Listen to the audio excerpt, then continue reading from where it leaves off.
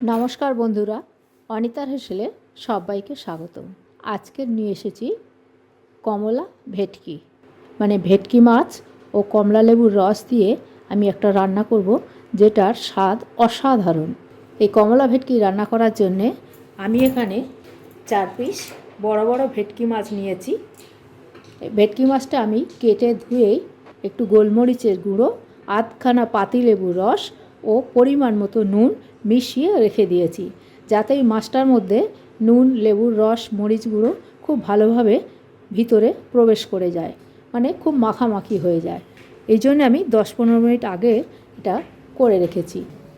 এই দুটো লেবু আমি রস করব, আর এইটা হচ্ছে আমি একটু কোয়াগুলো ছাড়িয়ে নেব।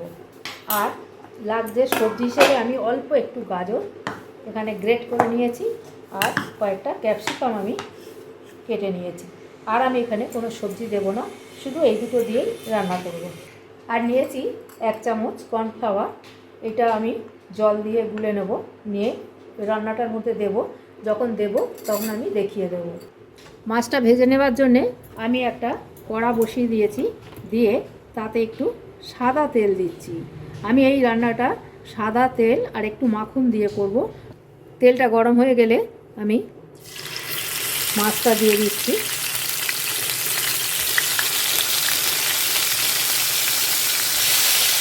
মাছগুলো সব ভাজা হয়ে গেছে, আমি এবার কাঁটা ছাড়িয়ে নেব। আর 1 চামচ মাখন আমি ওই তেলের মধ্যে দিয়ে দিচ্ছি। এবার আমি প্রথমে ক্যাপসিকামগুলো দিয়ে দিচ্ছি, এরপর গাজরটাও দিয়ে দিল।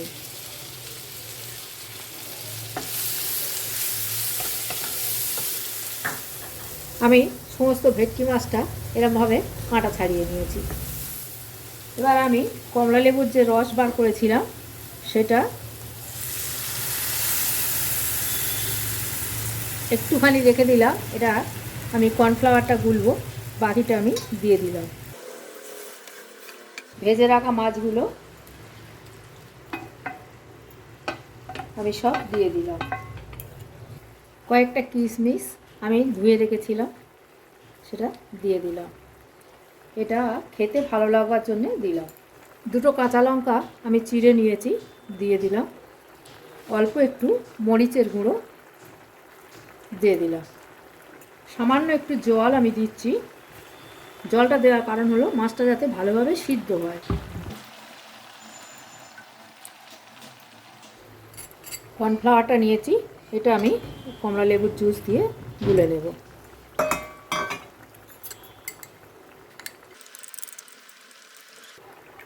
এটা একটু পরে আমি দেব।